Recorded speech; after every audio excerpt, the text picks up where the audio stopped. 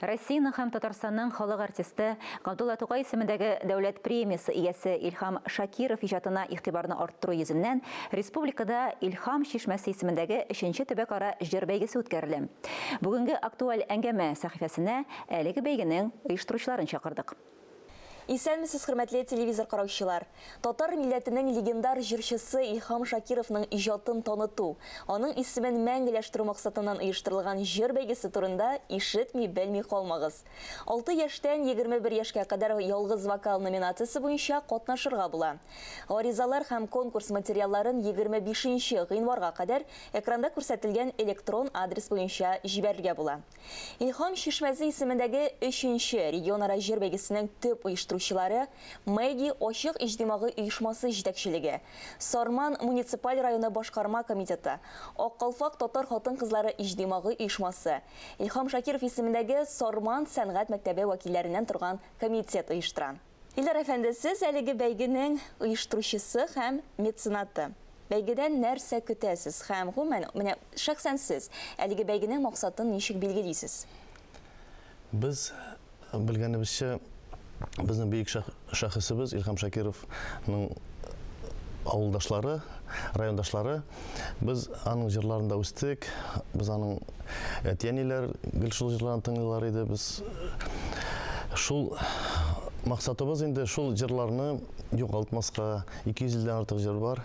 Шул моңлы җырларны югалтмаска дип, ул җырларны безнең яшь буыннарга тапшырырга дип, шундый хыял белән бу эшне без эшли башладык.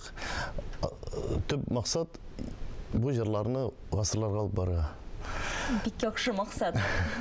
Менә бәйгенең нигезләмәсе белән Бөтен дөнья татар конгрессының сайтында танышырга була. Шулай да менә әйтеп китсәгез, нәрсәләр төп шарт булып тора?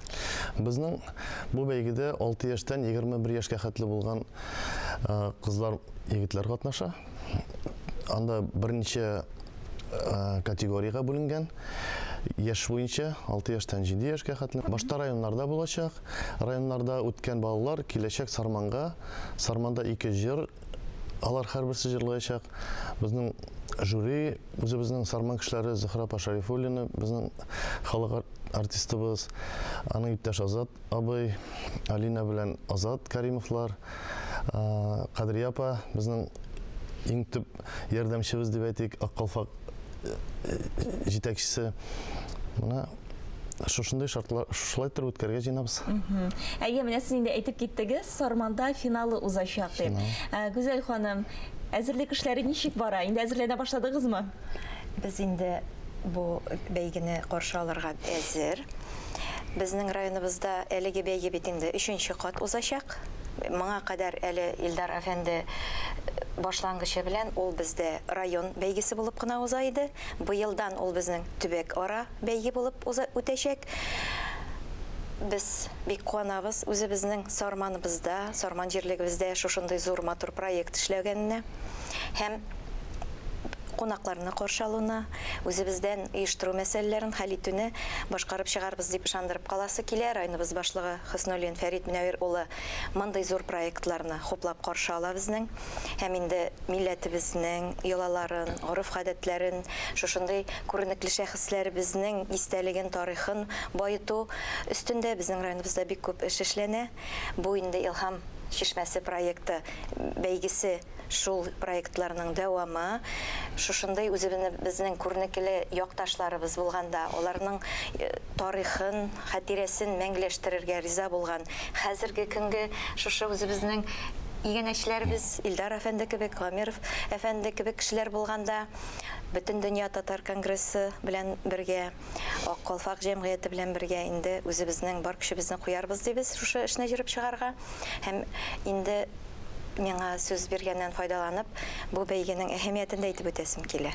Шуның кадәр дә зур әһәмияткә ия, безнең өчен бер кайчанда татарлыкны, татар моңын үстерү сораулары актуаль булудан туктамаячак.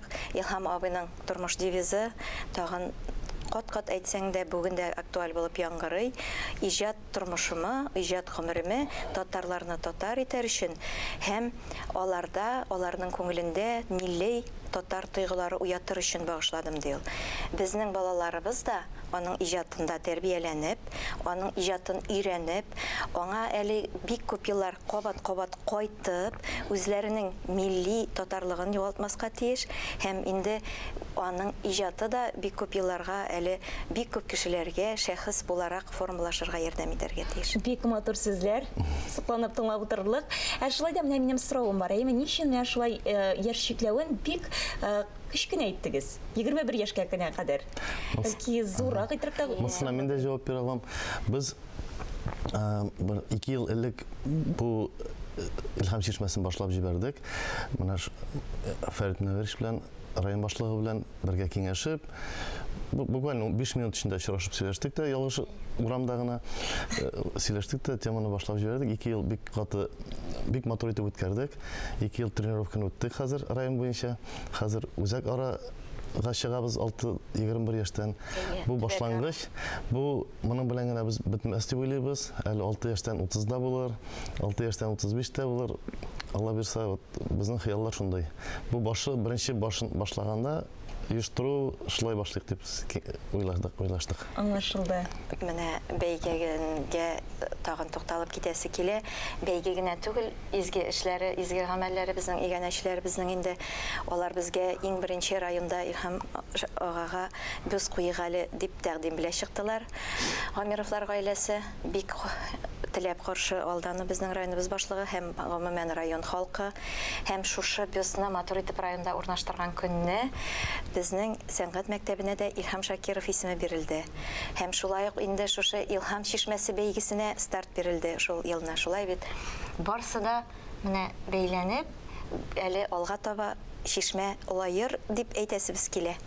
Әдрән диңгезгә әйләнер әле. Бу чиракта әйтәләр бит әле Илһам чишмәсе һичкайчан саекмасын дип. Менә бу сүзләр бик туры килә. Шуңа күрә сезгә уңышлар телибез һәм инде барлык катнашучыларны әлеге бәйгедә катнашырга чакырабыз. Һәм инде аларның әти-әниләре дә безне ишетсеннәр иде. Димәк, кадерле дуслар, Илһам чишмәсе бәйгесендә катнашыгыз.